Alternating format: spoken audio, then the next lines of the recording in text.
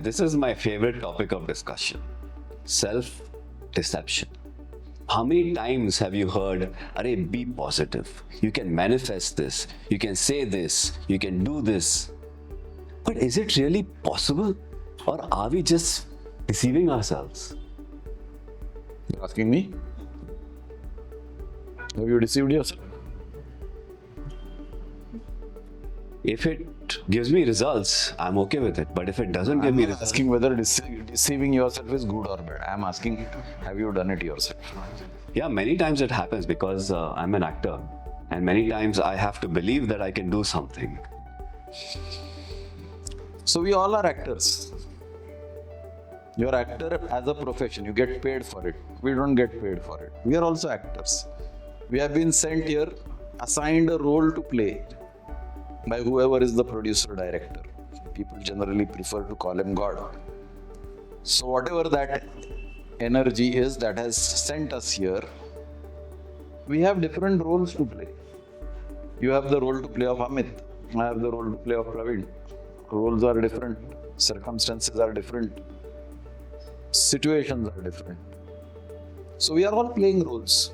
So whenever you are playing role as an actor, you are deceiving, isn't it? You are showing to the public what you are not. We are showing to the world what we are not. So yes, deception is a part of life. Can affirmations actually create self-deception? Because we say a lot of affirmations, right? I'm perfect, I'm rich, I'm full of light. But those kind of affirmations can give us a wrong view about ourselves. Two facets. If you look at the affirmation as a human being, you can deceive yourself. If you look at affirmations as a spiritual being, you're talking the truth.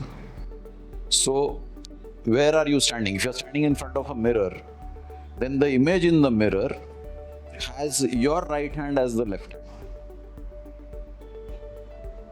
So, which is your left hand?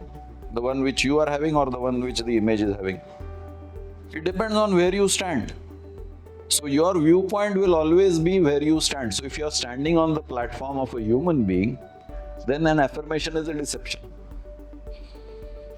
Because you are trying to achieve something which is spiritual without being spiritual. So when you are playing the role of a father without being a father yourself, you are not married, you don't have children, but you are playing the role of a father. Is it not a deception? You are deceiving the public in believing that you are a father. You are not a father. Okay. The same thing is happening in life. You are trying to say affirmations without conviction and belief. You are deceiving yourself. But if your focus is spiritual, then the affirmation will become true. If you are genuine about your spiritual progress and growth, then one day that affirmation will become true. There are students in school who learn 2 1 2. Some learn it in one day, some take 1 week, some take 1 month. But once they learn, they never forget. And there are students who never learn. So, which category you belong to, that determines the power of your affirmation.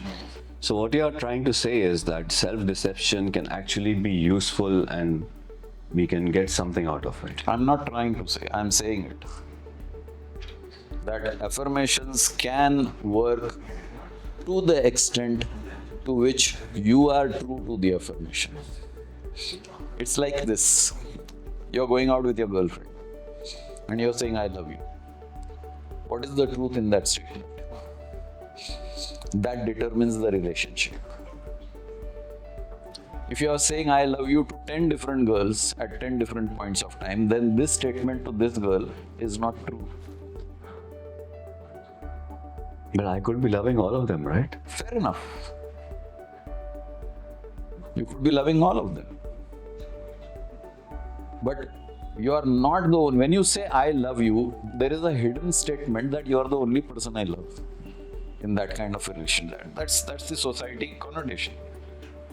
But when you say "I love 10 different," then you tell her "I also love 9 others." Then you are saying the truth. I love you, but I also love 9 others. Wonderful. Do you have the courage to say that? Probably not. Then it is not the truth. then you're deceiving her into believing that she is the only person you love. So, what exactly is the difference between self-deception and self-belief? Flip side of the same coin. Destruction is also belief, no? So when you are saying something negative about yourself, it's going to happen. Because words have power. The Bible says it. First there was the Word was with God, the Word is God. So if the Word is God, then the Word is all powerful, omnipotent. So if you have said, मेरा life बर्बाद है, बर्बादी आप invite कर रहे हो. And if you are saying, मेरा life चंगे है, wonderful. You are the creator of your world. Change or barbad is in your terminology. Don't worry about what the world thinks about it. You may be extremely dejected with the conditions of your life and the world will say, इसके जैसा जिंदगी होता तो मजा आता.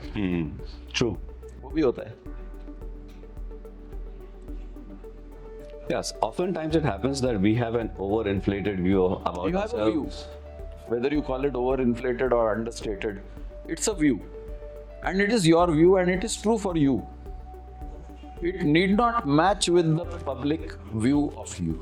Yeah, but sometimes we create a view of ourselves based on what the public is viewing us as. Then you are telling a lie to yourself. That's why the mirror is the most important. It's a reflection. Have a conversation with the mirror and not with your fans or your critics. Because your fans will paint a rosy picture and your critics will paint a dirty picture. And both are not true. Converse with your image in the mirror honestly and probably you will get a true picture.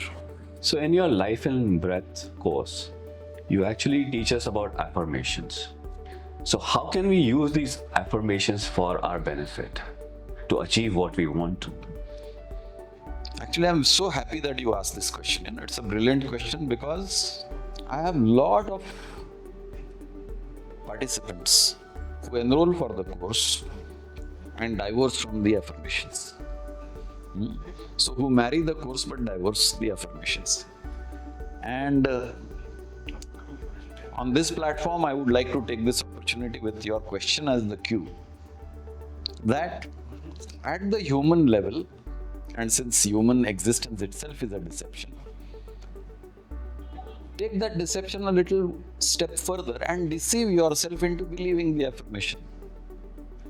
I'm using the word which you used. I'm not actually saying that you're deceiving yourself. But since everything is a deception, then deceive yourself into believing that you're strong, you're powerful, you're harmonious, you're loving, all the positive things that you can think of. Once you start believing in something, it starts happening in your life. Which life? The human life. Again, I'm not talking of spiritual life because it's an entirely different scene.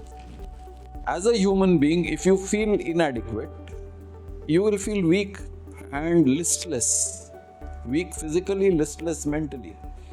But if you start saying, I'm strong and I'm powerful, you will automatically feel a pep up in your energy at the physical level and enthusiasm in your mental outlook. Try it. Okay, in your language, you are saying, I'm deceiving myself. Deceive yourself. If it is going to help you physically and mentally, why not? You are not deceiving somebody else.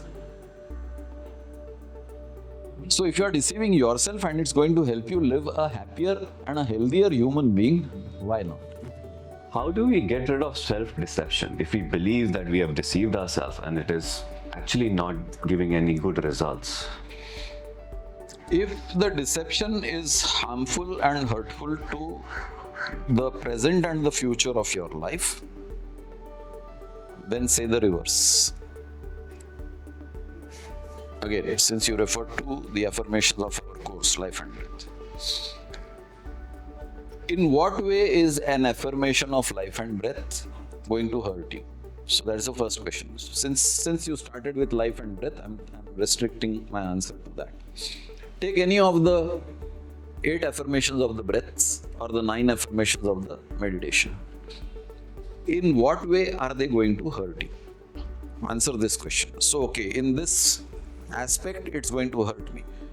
Because I'm saying I'm loving. In one of the affirmation, I'm saying I'm loving. Or in one of the affirmation, I'm saying I'm harmonious. But I'm an introvert. I don't mix around socially. So where is the question of harmony?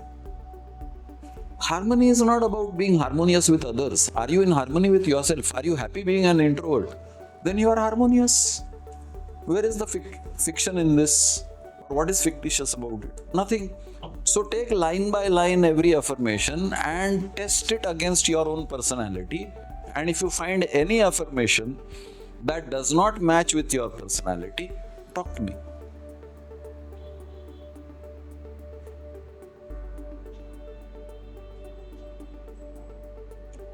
Your face shows I have not answered you. I'm still kind of a little bit confused because I feel that somewhere when I'm deceiving myself, I'm actually creating an alternate reality, right, for myself. So that definitely could be harmful to me. What is your reality? Before we come to alternate reality, do you know what is your reality? Well, whatever is happening at this present What is happening? I am talking to you right now. So what is the alternate to that? Not talking. So if I deceive myself into believing that I'm Superman, then I wouldn't be sitting over here, right? I would be trying to fly. Fair enough. And then What prevents you from having that? But if I try to do that and I jump off the... Then you're foolish. If you implement your fantasy, then you're foolish. I imagined I can beat Mike Tyson in the ring. So I met him on the road and I punched him in the nose. Is it sensible? Absolutely not. So there is something called rationale.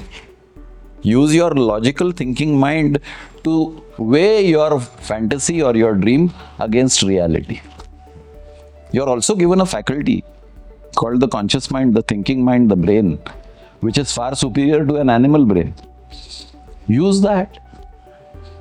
So you have created a bubble that I'm deceiving myself. Hang on. You have created a bubble, I'm deceiving myself. Test that hypothesis with the reality. That is why I said go through each line of all the affirmations in our course, line by line, and show me where you are deceiving yourself. If you find a line, talk to me. Yeah, that's fair enough. I think now I got... I will give you answers for each and every line of the affirmation. And I will show you both ways. I will show you how you are deceiving yourself and I will show you how the affirmations are not deceiving you. So if you feel you are deceiving yourself, you are the deceiver. And if you feel the affirmations are deceiving, I will prove to you they are not deceiving. So you are suggesting that affirmations are like tools. It's how you use them. Yes. It's how you use them. Yes. I can use it to pierce your stomach and murder you with a screwdriver, and I can use it to repair a machine. It is the tool in the hand of the person that brings the credit or the discredit to the tool.